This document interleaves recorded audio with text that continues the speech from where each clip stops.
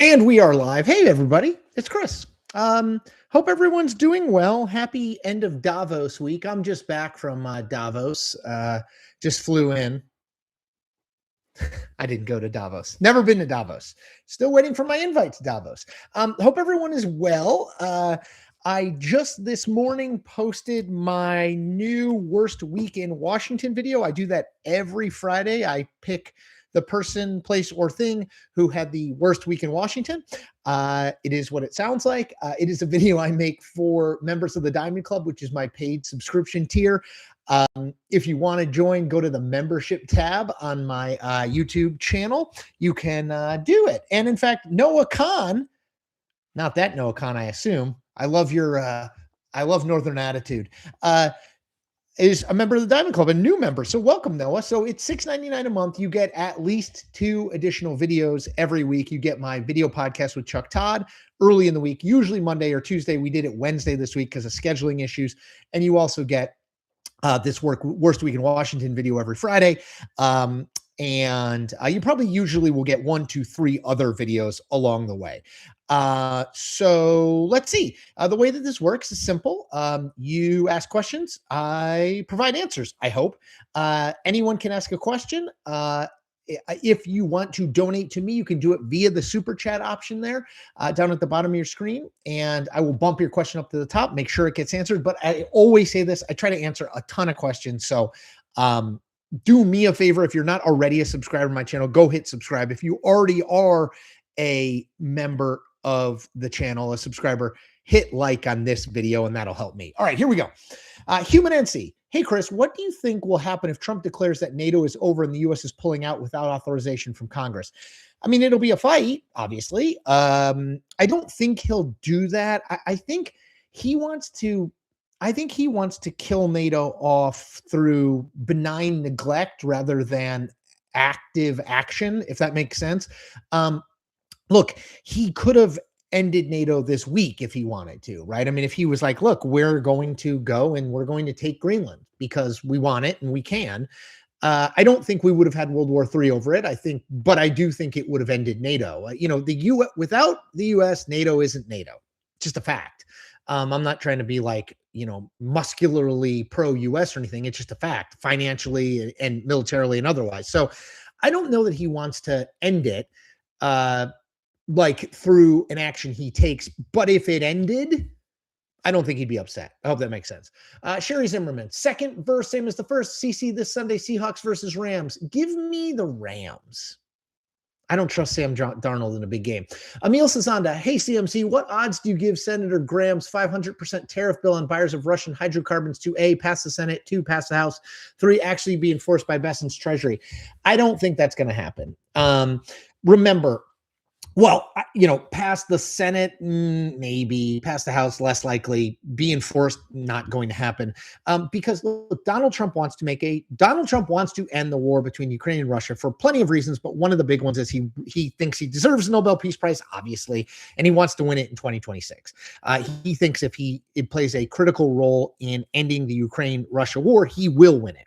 And he views the way that war ends, I think, as basically Russia and the US come to some kind of agreement and you go to Ukraine and say, you kind of have to take this.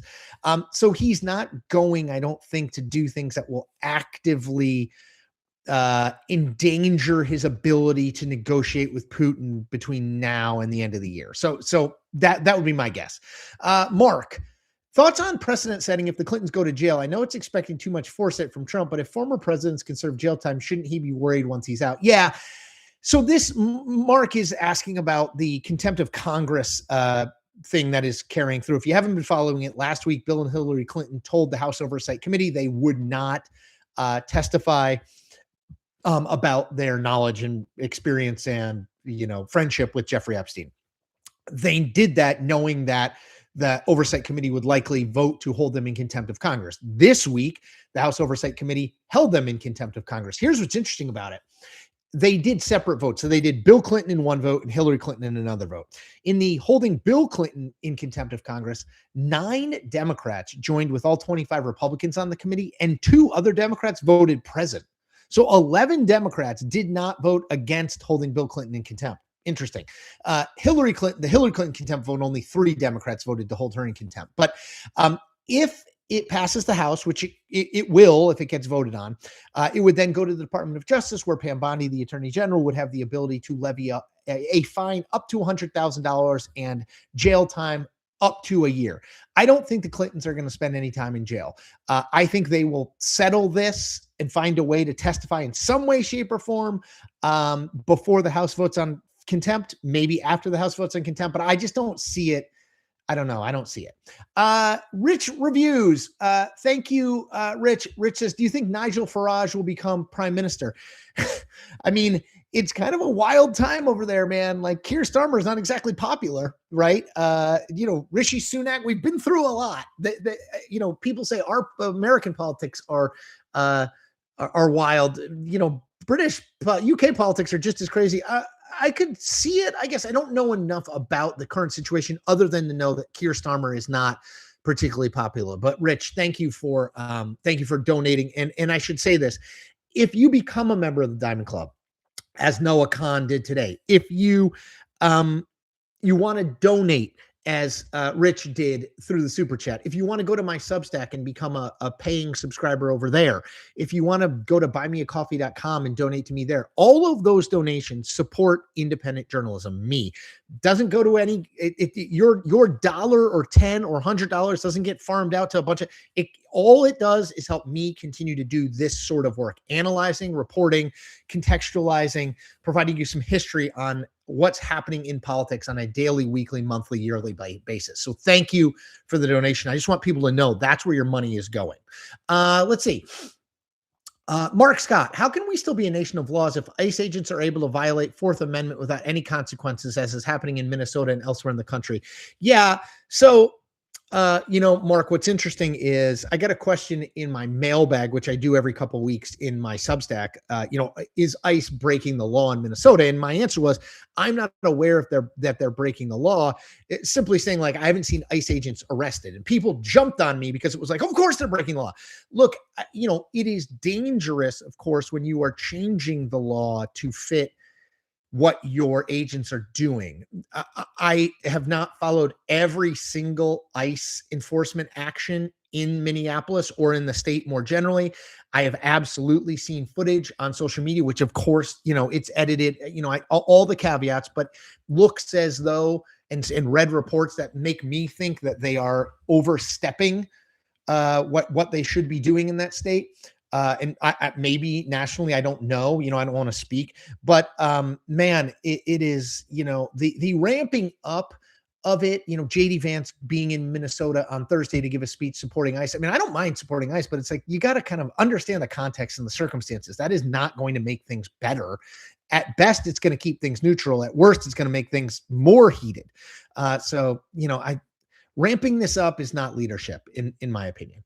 Brett Green, hey, Chris, boy, I would not want to be Jasmine Crockett's PR team after this week. I cannot fathom what she was thinking. So for people who don't know what Brett's talking about, I made a video about it yesterday. Jasmine Crockett, in an interview with the Washington Post, basically said, hey, look, if you think we're going to lose this race in Texas anyway, why don't you lose with me in a new and interesting way, as opposed to losing with like somebody we've already run before? Not great. The goal is to win the race, right? Not to lose the race with someone different. I tend to not think Jasmine Crockett would be a strong general election nominee. Absolutely could be proven wrong, have been in the past. But I think Democrats would be far better off with James Tallarico as their nominee.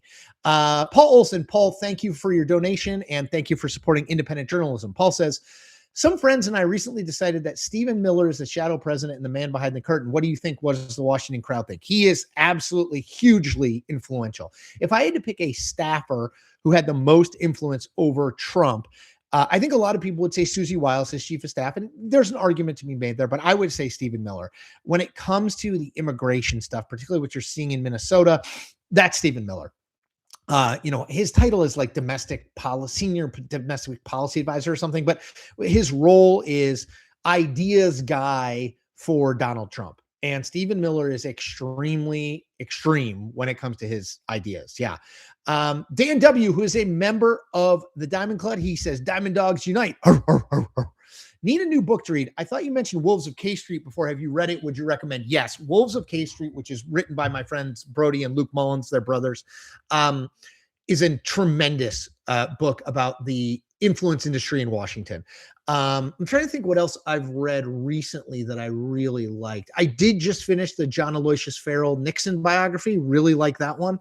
Like literally just finished it.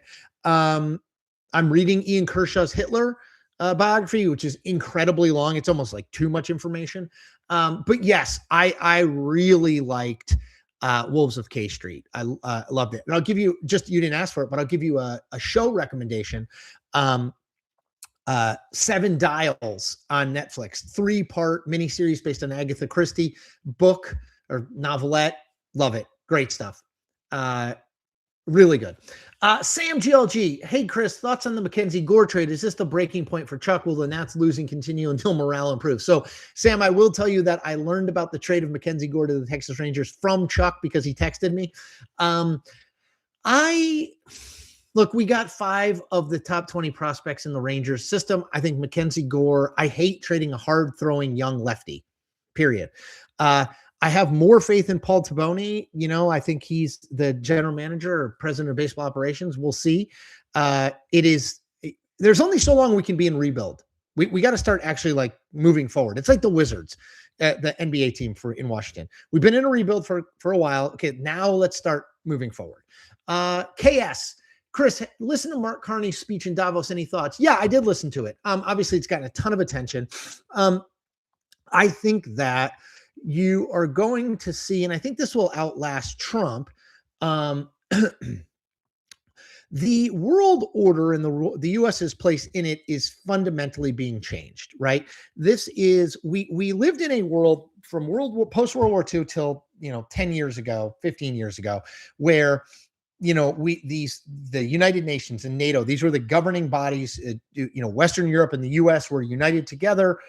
That's not really the case anymore. Donald Trump clearly believes in a foreign policy that's kind of might makes right. And we're going to take what we want. And these transatlantic organizations don't do us any favors. He said in an interview with Maria Bartiromo on Thursday in Davos that basically that the NATO allies who fought with the US in Afghanistan didn't stay on the front lines, basically that they backed off so that they wouldn't be injured or killed. No proof of that, but my gosh, I mean, that's certainly not going to help things. So yes, I think Mark Carney is part of kind of the realist wing of the geopolitical world, basically saying like, look, things are changed. We're not going to just go back to the way things were before when Trump leaves. Like the way that the U.S. has acted over these last, decade or so of Trump, is going to have an impact. It's not going to just go back to normal, and we need to deal with that. So it's a worthwhile speech to watch or listen to or read if you haven't. Trevin, hello, Chris. Have you seen enough to convince you to get off the sidelines and actually vote in the upcoming midterms, or do you intend on remaining a non-voter? Yeah, I mean, I haven't really decided yet. I struggle with voting. I will admit that I know it is a civic, a privilege and that I absolutely have the right to vote. At the same time, I've looked at things through a journalist lens for so long that it's hard for me to put on the kind of like, okay, I now think this is better than that kind of thing. It's hard to explain. I know a lot of people don't get it and they're not fans of it, but yeah, I don't know. Matt Davidson, realtor, who is a member of the Diamond Club, he said, also, since there are all kinds of barks, you should do your Diamond Dogs bark in the gayest Pomeranian or an entire episode just saying. So you're saying I should bark through a whole episode. I feel like that would not succeed. But thank you for being a member of the Diamond Club. Nutsack Jones, another thriller of BS from a useless hack. I assume that's about me. Why are you here then? If I'm a useless hack, why are you wasting your time commenting? What does that say about you? Catherine Beach, hope you have all your bread and milk, Chris. Yes. So there is a winter storm coming. I think it's supposed to get to DC like Saturday night. My wife and my younger son went to the grocery store yesterday and they said they've never seen it more crowded and that there was no salad left. People are insane. So yes, we're ready to be bunkered in. Michael Gates, hey Chris, do you think Klobuchar is going to be the next governor of Minnesota? Yes, almost certainly. She filed paperwork yesterday to form an exploratory committee, which allows her to raise money and those sorts of basic things. But yeah, I think she's going to run. Look, here's the dirty little secret. That's not even really a dirty little secret. It's not fun to be in Washington as a politician these days, Republican or Democrat. Michael Bennet is running for governor of Colorado. Tommy Tuberville is running for governor of Alabama. 2 senators. Klobuchar, I think, will run. Like it's more fun to be a governor. You can do more stuff. It's less partisan. Albert Lemos. Albert, thank you for supporting independent journalism. Very much appreciated. He says, thoughts on Gavin Newsom in Switzerland? I thought he was fine.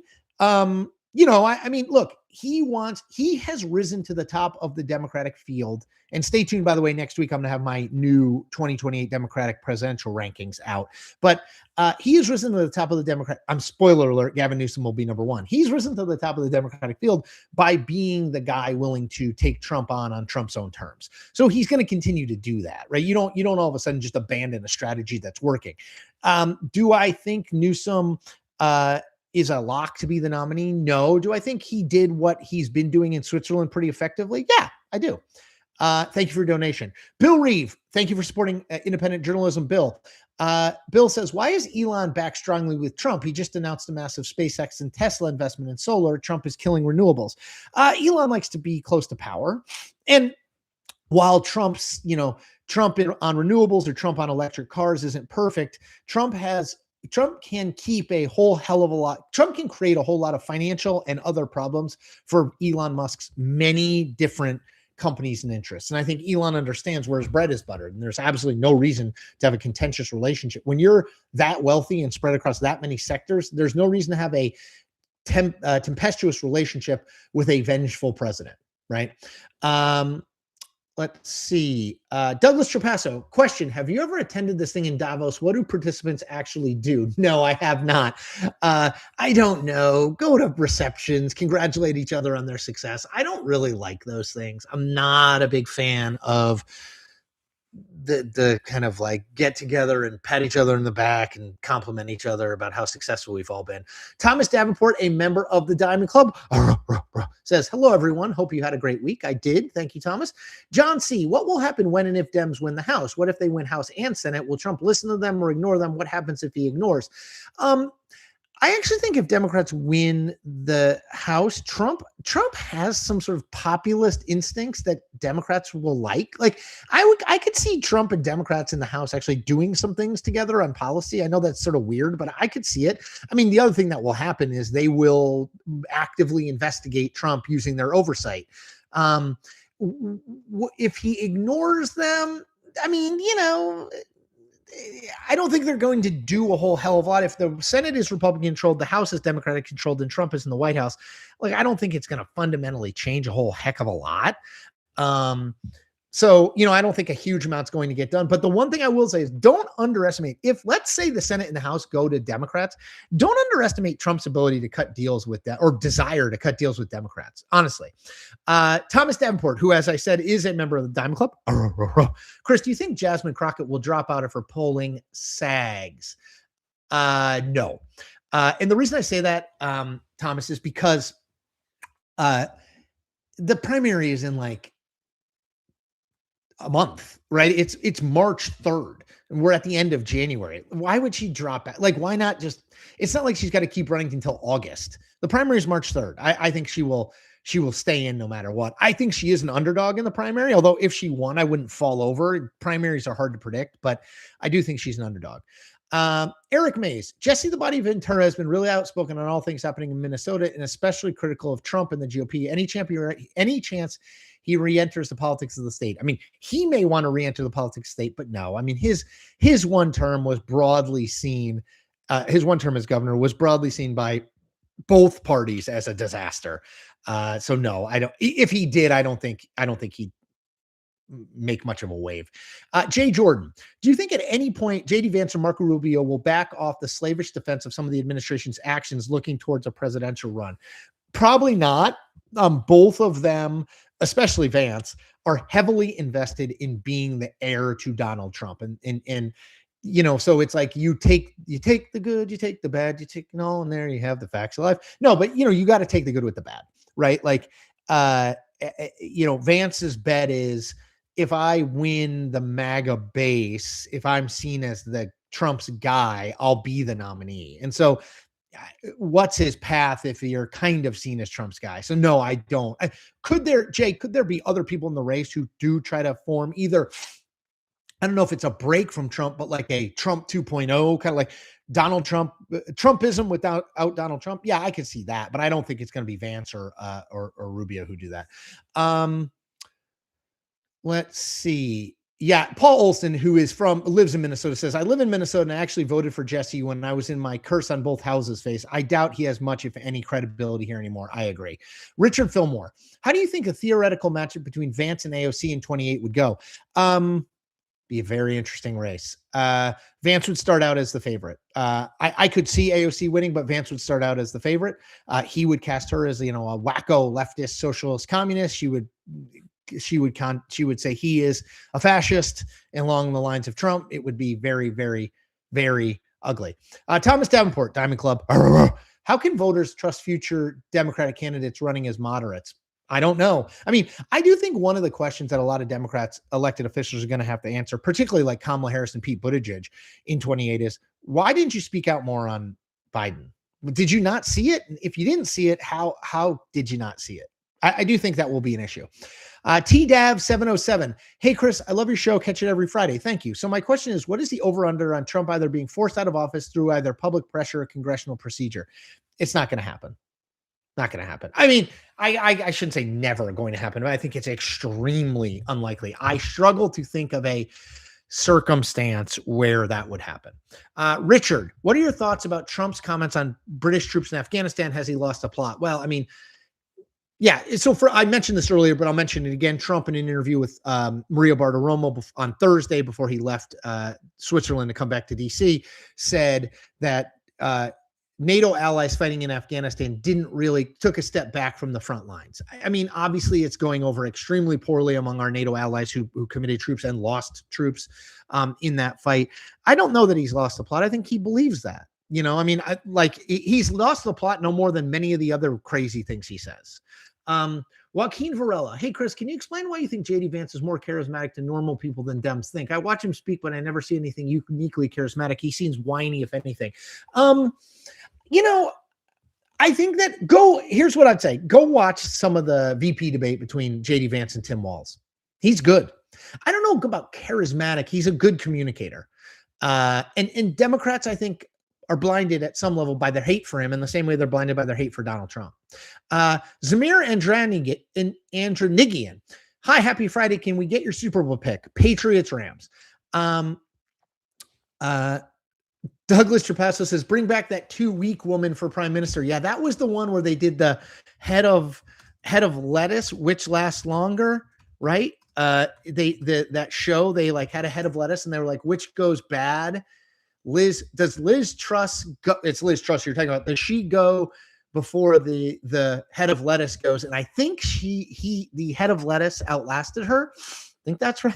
That was a good one. Let's see. Felonious. Legally speaking, Trump can't pull out of NATO per se. Congress passed that law and Trump won. Right. I get it. But again, like Congress has mostly done what Trump wants them to do. And I don't think that, to be clear, I don't think that he's going to pull out of NATO. But also, like, Congress hasn't really been an impediment in most things to Donald Trump. I will note let me reset. We have over 300 people on this chat. We're about 25 minutes in. I'm going to go another 15, 20 minutes probably. If you have not liked this chat, this stream, do me a favor and hit that thumbs up button. Other things that you can do. You can subscribe to my channel. It's free. Hit subscribe, helps me. You can become a member of the Diamond Club on this channel, which is my paid tier. It's $6.99 a month. You get at least 2 videos that other folks do not get every single week. One is my conversation with Chuck Todd every Monday or Tuesday. One is today, Fridays. You get my worst week in Washington. You should get a few others videos and usually interviews with newsmakers and that kind of thing as well. You can go over to my Substack where most of my written content is. If you want to check that out, there's some free. If you want all of it, you got to pay. You can make a donation via Super Chat. In this chat, you can go to buymeacoffee.com. Lots of ways to support me. And remember, you're supporting independent journalism. All right. So thank you for the thumbs up. We're over 100. Let's keep going.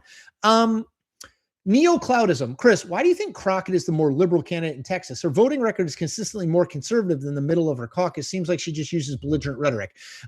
She is on the, I have not seen data that says her voting record is in the more conservative half of the Democratic caucus. Maybe you're talking about in Texas particularly, but certainly not in the broader caucus. I don't know that she's more liberal than James Tallarico, the other Democrat in the race. Tonally, she is. And I think for a lot of people, that's what stands out. Like, people don't really make decisions on, is this person liberal or conservative based on policy a lot of times now. They make it based on vibes. They make it based on like rhetoric and tone. And she's clearly very, very, very, very anti-Trump. And that's how she's made her name. Sosteen, where do the parties stand on the redistricting efforts? Which party is currently winning this battle? Interestingly enough, so remember that when Texas redistricted, the storyline was Republicans are going to net all these seats and it's going to help them keep the House. At this point, if Virginia, which is now Democratic controlled, if Virginia redistricts, I think you're going to see a wash nationwide, or even maybe Democrats with a seat or two gain, which is fascinating. So talk about early predictions not being a guide. M. Paris, who is a member of the Diamond Club, do you think Westmore's current budget issues and drop in approval rating will hurt his national appeal? Probably not, because here's what happened this week if you haven't been focusing on it. Former Republican Maryland Governor Larry Hogan, who got elected to 2 terms as governor, announced he was not going to be running against Westmore, which means Westmore is going to win a second term. And then he will probably pivot from that to run for president. Yes, of course, his stewardship of Maryland will matter at some level, but I think more important will be, hey, I got reelected with fill in the blank percent. Dragonfire. Brexit was 2016. Trump came down the escalator 2015. What cursed monkey paw did we twist? Tom R.H. Trump's comment about NATO troops not fighting in the front line is blowing up in the UK, rightly condemned as heinous and disgusting. Is he getting any heat for it in the US? Yes, Tom, it's starting to be a bigger thing here. I don't think it will ever be as big a thing as it is in the UK because he's casting aspersions on the UK, not on the US. But yes, it's starting to be a bigger deal. Alexander Hall, Chris, could you make a video or Substack article looking at scandals of both parties in the pre and post Trump eras and provide insight into how this has changed over time and why? Yeah, I can do that. That's a good idea. Gottman, aren't Tim Walz and Jacob Fry also ramping up the rhetoric? I would say Tim Walz and Jacob Fry in the immediate aftermath of the shooting of Renee Good acted poorly with their rhetoric and did ramp things up in the same way that Kristi Noem did, in the same way Donald Trump did, in the same way that J.D. Vance did. I have not seen as much of that ramping up, escalating rhetoric from Fry and Walz in the past week or so, but I'm open to the fact I've missed it, but I just haven't seen it. Peter Friedenspeef. Nope. Peter Friedenspeff. That could be wrong. Hi, Chris. What do you think of Trump's board of peace? Is it just a publicity stunt, or will it play any significant role? Just a publicity stunt. Look at the countries that have signed it. It's like the UAE. You know what I mean? It's not like it's not the major European powers. It's him trying to recreate the UN, but like that he's in control of. But no, I don't think it's going to be a big thing. Max Wolfson. Max, what's up? How does the imminent entry of Klobuchar in the governor's race affect other races in Minnesota? Despite the entry of Tafoya, will Klobuchar overperform enough to ensure a Democrat Senate victory? Yeah. So here's what I think, Max. I think Klobuchar probably gets elected governor if she runs. I think that either Angie Craig or Peggy Flanagan, the Democratic potential nominees, probably win in this year, a good year for Democrats nationally, probably win that open seat Senate race. Michelle Tafoya, the former sideline reporter for NBC, who's now running as a Republican, I think she might have an eye on, okay, maybe I get lucky and I win a Senate seat this time, but if Klobuchar runs for governor, she appoints her successor, but then there's a special election and then Tafoya runs in that, and maybe she has a better chance there. I think it's like a two cycle gambit that she's on. It's Mike Watt says, keep up the great work. Thank you, my friend. I promise I will. Neo-cloudism. Gore has 2 years remaining on his contract. They were blowing his prime. Too bad they're going to have a good defensive catcher this year for the first time since acquiring him. Yeah. One thing about that, man, is I think we've given up on the Keibert Ruiz experiment. LV says, I swear you voted in this last election. I did not vote in this last election. Michael Wade, member of the Diamond Club. I'm pretty left and don't agree with you all the time, but you're absolutely one of my most trusted sources of info. Thank you. That is great. I always say if you're agreeing with someone on the internet all the time, they're probably telling you what you want to hear so that you give them money. So thank you, Michael. That's exactly what I want to hear. Thanks for being a member of the Diamond Club. Greg Anderson, hey Chris, Trump being known as Taco Trump, is that set in stone? So yeah, Trump always chickens out Taco. It's set in stone on the left. I don't think the average independent, low information voter pays any attention to this stuff and has any idea what the hell that means. And on the right, no. Dave the Man, Newsom, AOC, Westmore, Abigail Spanberger for 28 nominee. In order, probably. Right now, I'd say Newsom, AOC, Westmore, and then Spanberger. I think Spanberger's more of a VP than a presidential.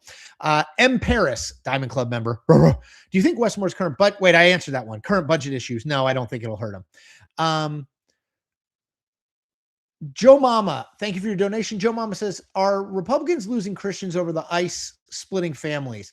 I don't know. I don't totally know how that plays out, to be honest. Like, I don't know how much people are paying attention to it. I don't know how, I don't know how long it will linger in the public imagination. I know it's a huge deal right now. I don't know if it'll always be a big deal. So, Matt Davidson, Realtor. Matt, thank you as always. A member of the Diamond Club and making a donation via Super Chat. Thank you for supporting me. Chris, no one is persuading anyone. Lies stay lies to Dems. Jack Smith stays suspect to the GOP, and the midterms are about the economy, not Jack Smith. So what was yesterday's endgame? What am I missing?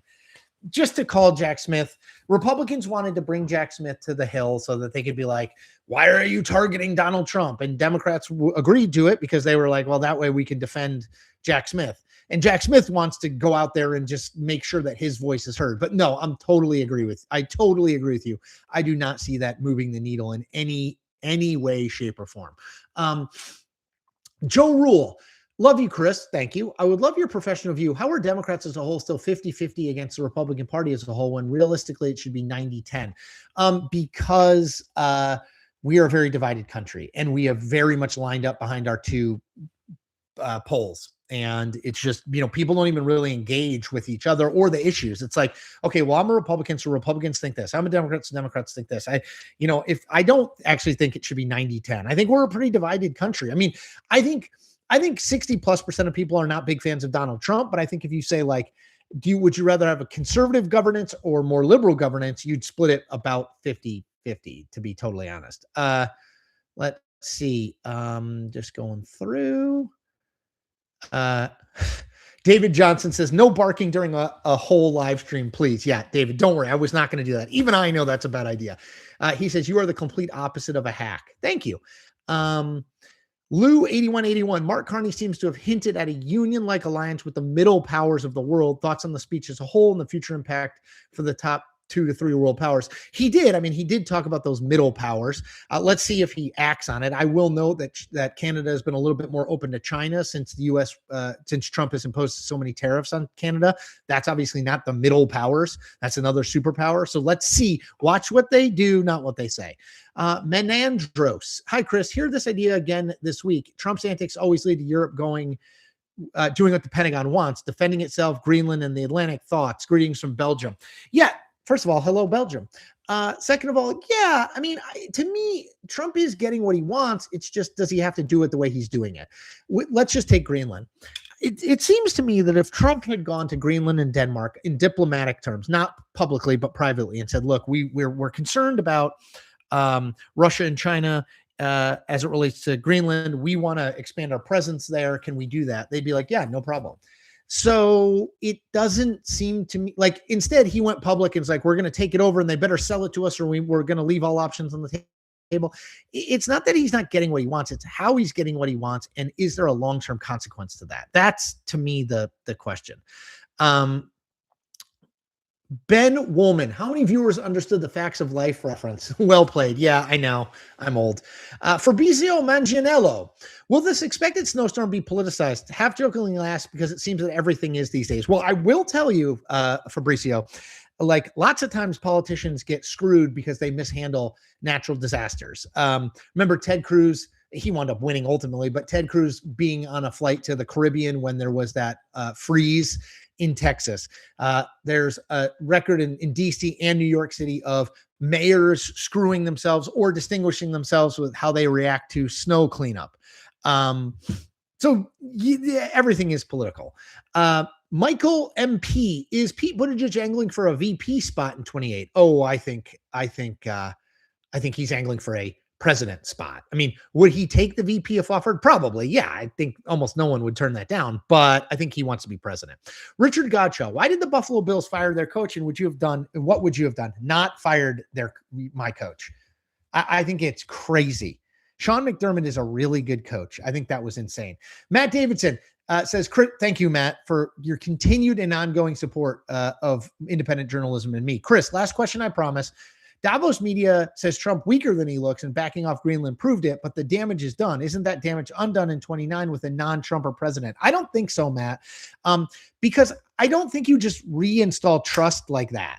Right? Because the truth is, let's say that it's even like if it's JD Vance, no, definitely the trust is not back. But let's say it's a Democrat. Like, I'm not sure that the European powers are going to just be like, oh, okay, America's back to normal now. Because again, this is a country that elected Donald Trump twice. I don't think the rubber band snaps right back. It doesn't mean it won't ever snap back, but I don't think it snaps right back. Joe Mama says only a half hour. No, I'm going longer than that. I was just saying we were about at the halfway mark. I think I'm going to go like 40, 45 minutes. I got to get to an 8th grade basketball game. You don't want to miss that. My son's playing. Let's see. I'm trying to get people who have not asked questions. Scott Morrison. Hey, Chris, do you think objective morality exists, or is it fundamentally tied to religion, and what consequences does that have for politics? I don't know if objective morality, I'm just going by what those two words mean. I don't know if it's like a technical term. Yes, I think objective morality exists. I think murder is wrong. You know what I mean? Like, I think there are certain things that are wrong that come innately. You know that you've done wrong, apart from whether you believe in a higher power or anything. I hope that answers your question. Aldo Marino, does this five-year-old story break through on the immigration front, like seeing the cages in the first Trump administration? Would it even matter to Trump, or is this the norm for the next 3 years? So that is the 5-year-old who was arrested along with his father, or detained along with his father in Minnesota on Thursday, I believe. Yeah, I mean, I think it does break through. I've seen it on social media. I've seen it being covered. Does it fundamentally change the dynamic? Probably not, but I would say it's certainly not a good look for what Donald Trump is trying to do. LV says, same citing this, I'm out. I don't totally know what that's a thing for, but I guess you're out. Kornheiser 10, Westmore will really push the slogan, make me president and I'll bring a sphere to every state. I like that. There's a sphere, the one in Vegas, a smaller sphere apparently coming to Maryland. Tabby D, hey, Chris, it does seem as though Newsom will be the nominee in 28. How do you think a Newsom-Vance matchup might come out? I think Vance will be damaged going into 28. We'll see. I would not say it seems like Newsom will be the nominee. I think there's going to be a very robust Democratic primary. We'll see how it turns out, but I would not say that. Newsom-Vance, it's just too hard for me. Like, how does the last 3 years of Trump play out?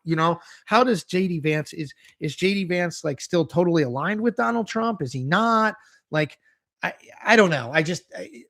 There's too many variables to be like, what does this race look like? Brendan Fleming. Brendan, thank you as always for supporting independent journalism. Brendan says, happy Friday, Chris. Newsom looks like he's a shoo-in for the Democratic nomination, but not a guarantee. What's your favorite example of a dark horse candidate surprising everyone and winning the nomination for president? Donald Trump?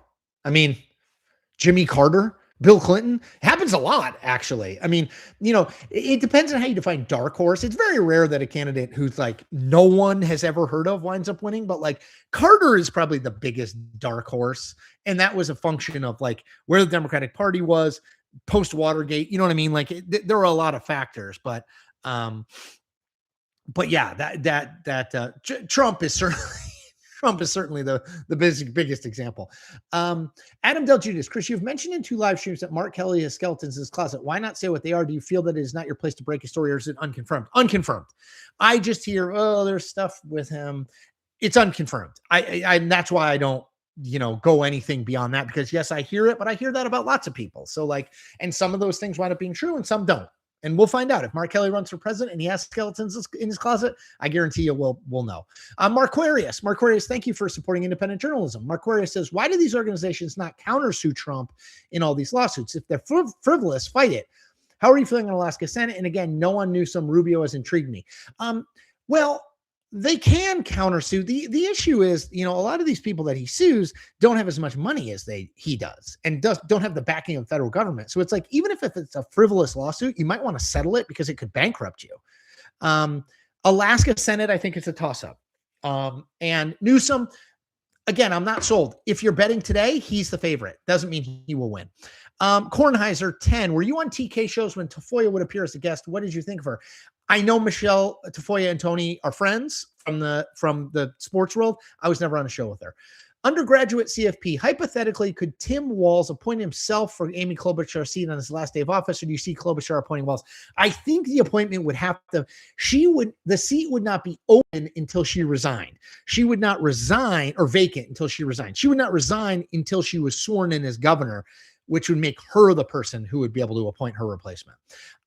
David Judaica. David, thank you so much for your kind donation. I have not seen you on this chat before. Thank you for being on the chat, and thank you for supporting independent journalism. Hi, Chris. How can Georgetown basketball get relevant again? Changing coaches doesn't seem to work. Are there underlying administration issues at play? The sport is better when they're in the discussion. Look, Georgetown is now 1-7 in the Big East, 9-10 overall. They lost by double digits to Villanova this week.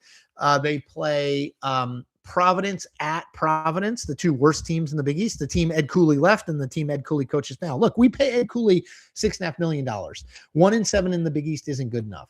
That said, I don't see the point in changing coaches after this year. I think Cooley is a good recruiter. I think he gets the system. I think if anyone can succeed at Georgetown, it's probably him. But I think if it's another year or two and we still stink, we may well have to conclude that we're like a slightly below mid-major program, which bums me out because I went to Georgetown. I've saddled my two children with rooting for Georgetown basketball. I need them to be good, or at least competitive. Jameson Collier, excuse me. Democratic chances at the Senate now. Will Trump campaigning this fall hurt Republicans?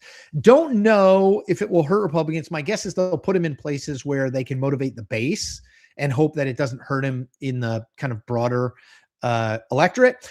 Democrat chances of taking the Senate, but 40-ish%, 35 to 40%, higher than it was before Mary Peltola got into the race. Kilroy, between YouTube membership, Substack, and Buy Me a Coffee, which one takes the smallest house cut? I think Buy Me a Coffee takes the smallest cut. I think the other two take 10%. I'm not totally sure. Joe Mama points out that Jack Smith was a Republican who voted for Trump. I don't know if he voted for Trump, but I do believe he was a Republican. Rich Roma, who do you think is going to be the dark horse for the Dem nomination in 2028? I don't know if Wes Moore counts as a dark horse, but I do think it's worth it's worth thinking about him. Cool Sean, who is a member of the Diamond Club. Thoughts on JP Morgan CEO talk and Trump launching a legal attack on them. Trump is suing JP Morgan for allegedly debanking him, like no longer doing banking business with him. My guess is that is solely designed as a way to extract some money out of them in a settlement because they don't want to be actively engaged in litigation with the president. Let's see. BMP, thank you for supporting independent journalism. Are you familiar with the Bad Electoral Takes X account with your profile? No. Send me an email, cillizzac@gmail.com. I'll get it taken down. Or try to get it taken down. Ashish Drew. Hey, Chris, I just joined, so not sure who's a member of the Diamond Club. Hey, Chris, I just joined, so not sure if you answered this question. But what is the actual point of tearing up the post-World War II orders, or any logic or sense? Trump doesn't think it serves the U.S. He thinks that we've been taken advantage of, that we support these things militarily and financially, and we don't get enough out of them, and that if we were attacked, NATO wouldn't come to our rescue. So that's his view. Again, everything is all transactional. What are we getting? Cucini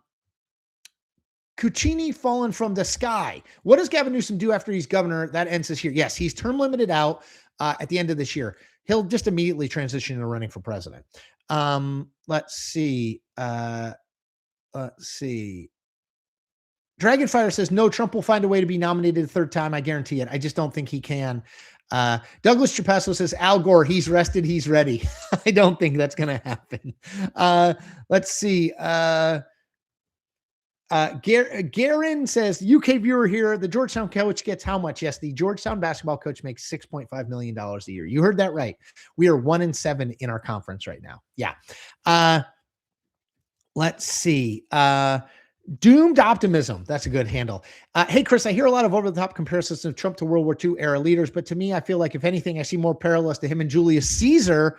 What are your thoughts on this? Interesting. I've never thought about it, but I will think about it. That's really good. Thank you. I hadn't thought about that. Okay, I think I've gone through all the questions, or as many as I can. I got to run. Got that eighth grade basketball game I got to get to. As I said, thank you for being a part of our community. If you're not already a subscriber, hit subscribe. If you are already a subscriber, thumbs up this video. If you want to join the Diamond Club, check it out. Go to the membership tab on YouTube. You will get great stuff, including every week, every Friday, including today, my pick for the worst week in Washington. I hope you check it all out. I hope you have a good weekend. If you're in the snow line, stay safe. Watch a bunch of YouTube videos to kill time. You can go to my channel. There's lots and lots of videos there. And for everyone who became a new member of the Diamond Club, which is a fair number of people in the last couple weeks, thank you, thank you, thank you. I promise to make it worth your while. If you like this, go check out my Substack where most of my written content is. It's a newsletter that gets emailed to you. Thank you, everyone, for supporting independent journalism. Last thing, if you're still here, support the journalism you want to see in the world. Don't assume that journalism will exist if you don't financially support it. Okay. It doesn't have to be me, but support the journalism you want to see in the world. All right, everyone, take care.